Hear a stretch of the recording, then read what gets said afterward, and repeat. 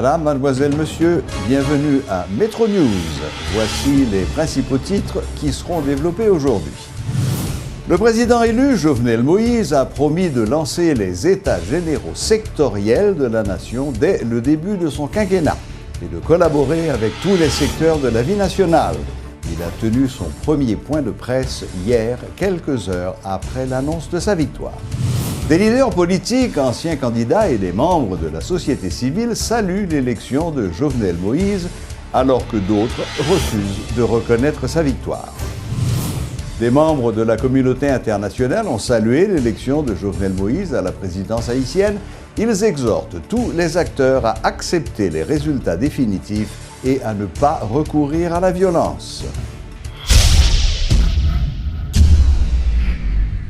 Le président élu, Jovenel Moïse, promet de collaborer avec tous les secteurs de la vie nationale. Élu au premier tour de la présidentielle, l'entrepreneur a promis de lancer les États généraux sectoriels de la nation dès le début de son quinquennat. Nous allons bâtir un consensus national sur les enjeux du développement national et créer les passerelles de communication permanentes entre les différentes élites du pays, économiques, politiques, intellectuelles, paysannes, leur permettant d'aborder l'avenir avec assurance, de transmettre à la génération de demain un pacte pour le progrès et le pays, explique M. Moïse dans une adresse à la nation après la publication des résultats définitifs. Même s'il disposera d'une majorité dans les deux chambres, M. Moïse promet de travailler en collaboration avec tous les élus.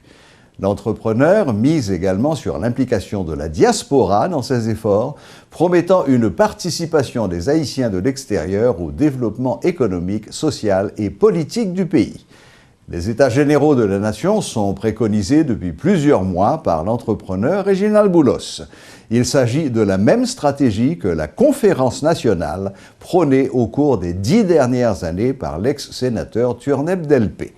Le président élu croit que le 7 février 2017, date de son intronisation, marquera un tournant décisif dans la façon de gérer les affaires de la nation.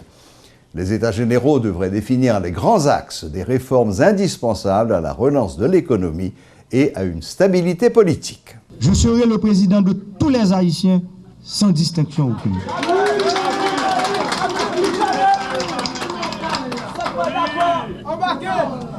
Comme je vous l'ai dit au cours de la campagne, la stabilité politique est le premier des biens publics. Avec les États généraux sectoriels de la nation, qui seront lancés au début de mon quinquennat, nous allons bâtir un consensus national sur les enjeux du développement national et créer des passerelles de communication permanentes entre les différentes élites du pays.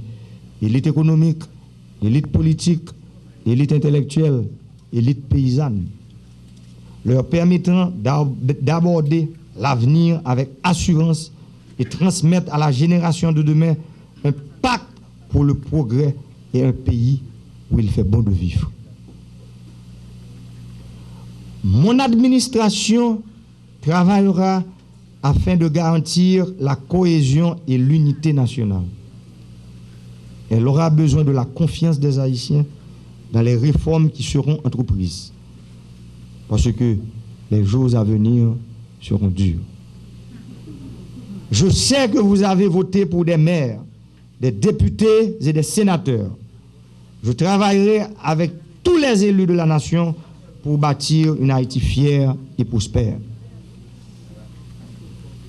Mes chers compatriotes, ce mandat présidentiel est l'occasion d'entreprendre les réformes nécessaires et d'offrir de meilleures perspectives d'avenir aux citoyens.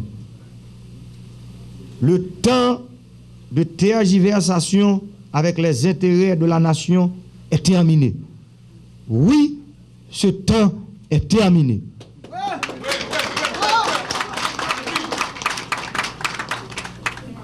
L'État doit servir et protéger tout en améliorant le rapport coût-efficacité.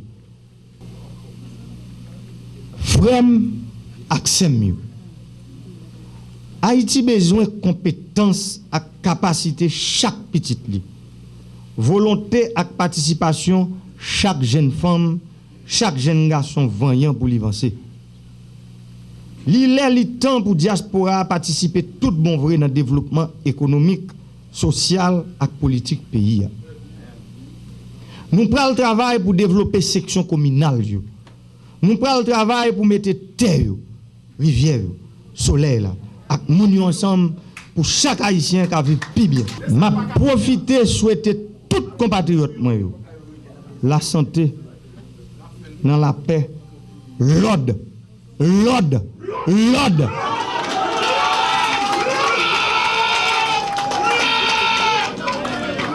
Avec sécurité pour l'année 2017 là. Que bon Dieu bénisse nous. Merci peuple haïtien pour belle victoire ça nous bail Haïti. J'aime te dire nous dans la campagne là, c'est pas moi nous bail victoire. C'est Haïti chéri nous que nous remet nous toutes là. Merci pour belle victoire ça. Les réactions se sont multipliées après l'annonce de la victoire de Jovenel Moïse au premier tour de l'élection présidentielle. L'ancien candidat, Éric Jean-Baptiste, a appelé le président élu pour le féliciter et lui donner des conseils. Monsieur Jean-Baptiste dit avoir, entre autres, encouragé Jovenel Moïse à se mettre au travail et à organiser les états généraux sectoriels de la nation. Il a affirmé vouloir s'engager dans la voie de l'opposition constructive en faveur du pays. De son côté, le parti Petite Dessalines ne reconnaît pas les résultats définitifs publiés mardi soir par le CEP. Le candidat Moïse Jean-Charles, parvenu en 3e position, conteste la validité de ces résultats et affirme qu'il va poursuivre la mobilisation de manière pacifique.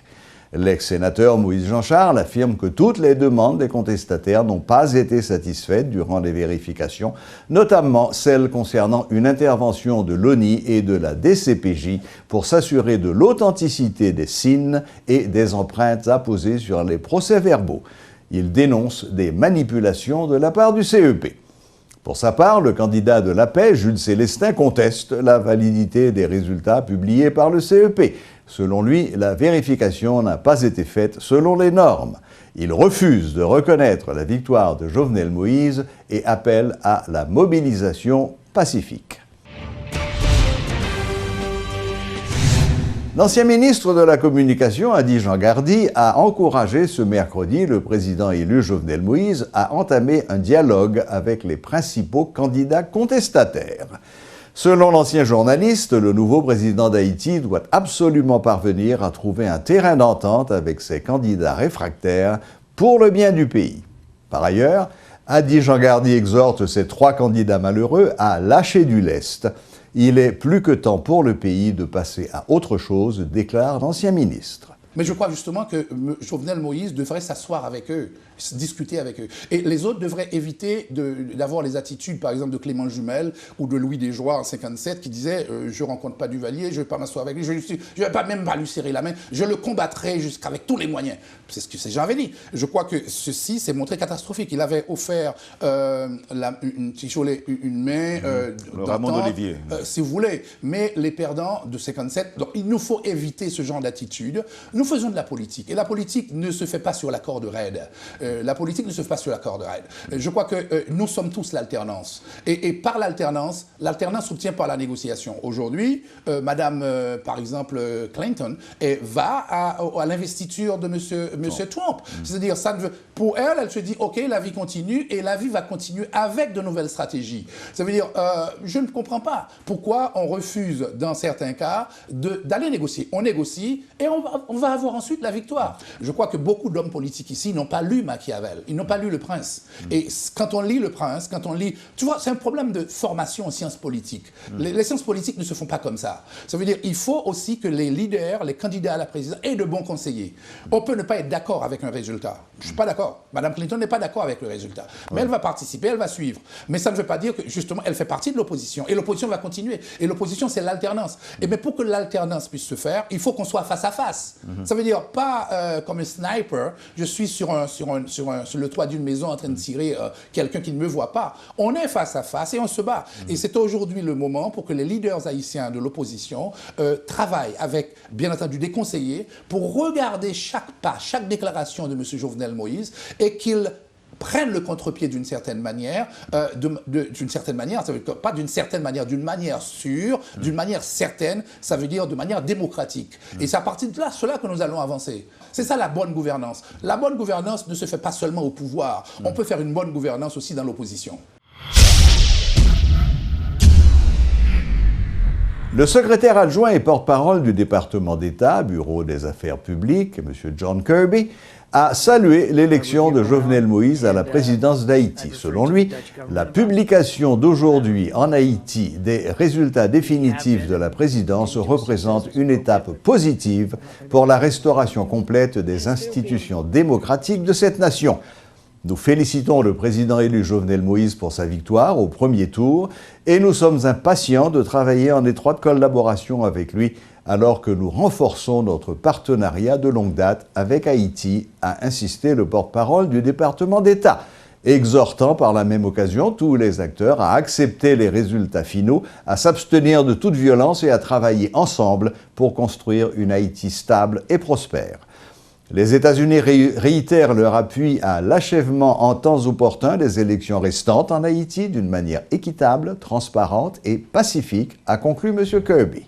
La publication des résultats définitifs de la présidentielle est saluée par plusieurs organisations de défense des droits humains. En respectant la date du 3 janvier, le Conseil électoral a permis le respect de l'échéance constitutionnelle du 7 février, prévue pour l'investiture du nouveau président, estiment certains défenseurs des droits humains. Les candidats malheureux doivent se ressaisir et accepter les résultats pour le bien du pays. Le président élu, de son côté, a pour mission de travailler avec l'opposition. Ce sont en substance les recommandations de ces organisations de défense des droits humains. En ce sens, nous encourager M. Jovenel Moïse comme nouveau président pays, non seulement pour le faire concertation avec l'autre acteur, pour l'anti-genre agir de manière inclusive, mais pour lui prendre un moment loi paysan comme boussole, qui c'est constitution, et essayer de respecter et faire respecter loi paysan, ça va permettre droit moun garanti et protéger, mais en même temps, nous lançons appel à l'autre parti pour collaborer avec Jovenel Moïse, et ça qui va dans l'opposition, pour faire une opposition qui est constructive, qui est capable d'aider le gouvernement à un série de gros problèmes et agir sur eux. Donc dans ce sens, nous avons un pile défi captant le nouveau gouvernement par rapport avec les problèmes économiques, question chômage qui est dans le pays, la vie chère, dollar qui a gringolé monté, et côté goût de la paix d'Ivalé, les problèmes sociaux, tout, tant que problème d'éducation, problème logement, problème santé, et problème alimentation. Donc nous pensons que ce sont une série de problèmes que le nouveau gouvernement doit colter avec eux. Mais tout nous avons noté dégradation environnement, de l'autre problème culturel. Donc nous espérons vraiment dans les prochains jours, mais c'est Jovenel capable de capacité pour le chita avec tout secteur dans la vie nationale là, pour les petits gens couper, fâchés avec mauvaises pratiques et chef l'État avant eux, pour lui-même les capable d'agir d'une manière si vous voulez, en collaboration avec tout le monde, côté les capable d'utiliser les ressources pays dans l'intérêt pays. Les plateformes politiques Entrailles PEP et Victoire Femmes, alliés du PHTK, lancent un appel à la réconciliation nationale. Les représentants de ces formations politiques, qui étaient réunis pour célébrer la victoire de Jovenel Moïse, ont prôné une entente entre tous les politiciens haïtiens et le président Jovenel pour permettre au pays d'avancer. Aujourd'hui, le temps de la réconciliation est arrivé.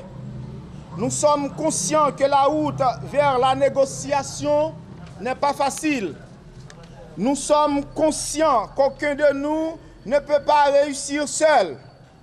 Nous devons donc agir ensemble comme un peuple uni vers une entente nationale, vers la construction d'une nation, vers la naissance de nouveaux pays. Que la justice soit la même pour tous, que la paix existe pour tous, qu'il y ait du travail, du pain, de l'eau et du sel pour tous. Vive Haïti, vive la démocratie, Vive Jovenel Moïse, président de tous les Haïtiens, sans distinction.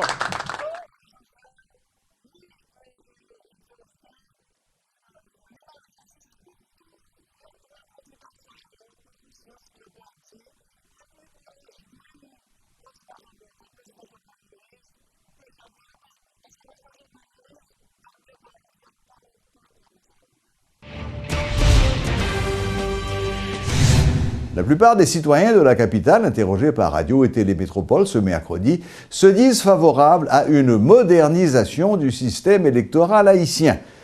Ils estiment que le vote électronique devrait permettre de résoudre de nombreux problèmes, notamment la question des fraudes, et également de réduire le temps nécessaire à la publication des résultats du scrutin. Suivez ce micro-trottoir réalisé par Éloge Milfort et Paul Léel. Nous avons choisi le vote électronique là. Le pourquoi, c'est parce que le vote électronique là, le processus n'est pas duré trop. Alors que ces manuels là, on a un mois et demi, pas jamais vu un résultat. Le vote électronique là permet que dans le déroulement du vote là, tout le monde commence à avoir une idée de comment le processus là a déroulé. Là, ça a moins cas de contestation et puis il a fait plus crédible tout. Quitte les comme ça, quitte les pas comme ça, c'est système là. Parce que le système que nous avons là, nous avons un candidat comme ceux qui gagnent en face de l'autre candidat, il ne peut jamais admettre qu'il perd. Parce que c'est à partir de là, comme si c'est nous-mêmes, comme si qui pour mettre tête nous ensemble pour nous connaître que l'heure que un candidat gagne, pour nous gagner. Même pour vote électronique là, comme si pour changer le système là, venir avec vote électronique parce que l'on regarde l'autre pays tout, après que les élections sont faites dans pita au bail, résultat rapide tout et puis pendant que l'élection a fait tout capable d'avoir une idée de comme si comment vote là et comment tendance et tout ça. Ça veut dire la vote électronique là, il a un moyen qui est fiable comme si pour permettre que gagne l'autre et façon que et élection faite en Haïti. La créé des problèmes quand même parce que le pays d'Haïti, moi élection dans le pays d'Haïti tout non sorte de business ni pour avocat ni pour tout bail sont sorte de business qui nèg pas d'accord yo peut dire toujours font discussion entre eux pas de mettre ça son problème ni quoi aller pour bon moment candidat dans un petit pays simple 54 présidents. Mais tout ça que nous choisi faire au bien de la droiture qu'on y a parce que nous tenons un temps qu'on y a nous a traversé nos temps nous tenons année n'a traversé nos années mais qu'on y a nous t'a un changement moderne qui t'a fait pour tout le monde choisir pour mais dans ça que vous choisi faire. Bon, d'abord vote électronique là pour permettre que résultat élection yo pas prendre trop de temps pour tabac yo. Il là on peut fin voter que la temps de résultat et je pense que par rapport à vote électronique là je pense que bagay la simplifier la plus facile pour moun que éduquer pour que vote électronique là capable faire bien en pays. C'est effort pour faire maintenant. Effort avec une majorité qui pas l'IA. On va une indication famille qui a fait même gens qui ont homme qui a fait une campagne élection. On va faire une campagne, on va faire sensibiliser peuple là pour capable sensibiliser très bon le vote électronique là. La plus bon pour Haïti. C'est essentiel, pas un monde qui fait tout connaît. Il suffit que les gens lui-même ait maturité pour l'apprendre, ça passe. Ils vont un téléphone beaucoup, il y a 1, 2, 3, 4. Mais là, après 30 dans mémoire téléphone, est-ce qu'on peut entrer tout pour nous faire? Donc vous-même vous pensez que votre électronique c'est lui-même qui pire bon même parce que bah voilà les game tag ma gou là mais nous la plus facile pour nous-mêmes. Ça me souhaiter là pour tout acteur honnête quel que soit ou élu ou pas élu et quel que soit tout son haïtien il est temps. Pour nous notre vision pour nous venir qu'on y a on parle de frères, on parle de c'est simplement on va dire tout le monde net ça que nous venons faire en seul.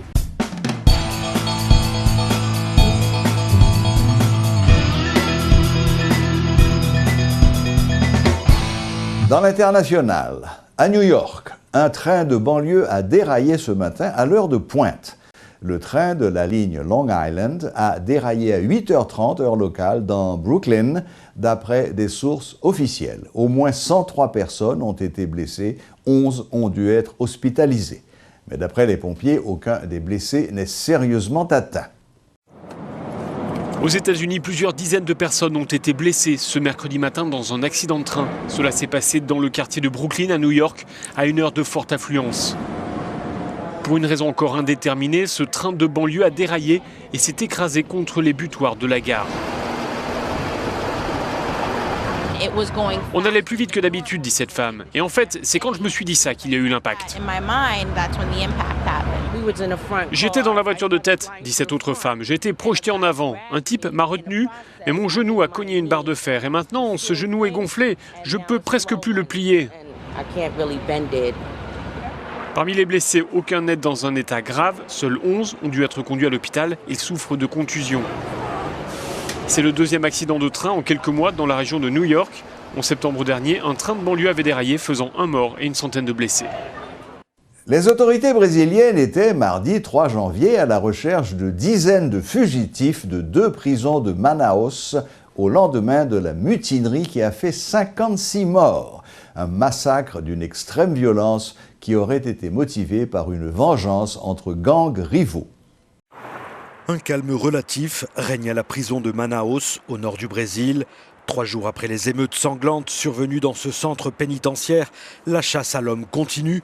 Au moins 130 détenus sont toujours en cavale. Tout a commencé le 1er janvier, durant l'heure des visites aux prisonniers. Une émeute a opposé 2 gangs rivaux, provoquant une panique générale. 12 surveillants ont été pris en otage, mais les principales victimes sont les prisonniers eux-mêmes. Un véritable massacre. Au total, 56 corps seront retrouvés, décapités. Depuis, la police est sur tous les fronts, au sein de la prison pour retrouver les auteurs de la tuerie et à l'extérieur pour remettre la main sur la centaine de détenus qui manquent encore à l'appel. Une chasse à l'homme qui pourrait encore durer. Depuis la forêt amazonienne où ils se sont réfugiés, des détenus narguent la police sur Facebook. Celui-ci a même annoncé aux filles de la région qu'il était célibataire. À l'Institut médico-légal de Manaus, les corps des détenus assassinés sont peu à peu restitués aux familles, mais une dizaine de victimes seraient toujours en cours d'identification.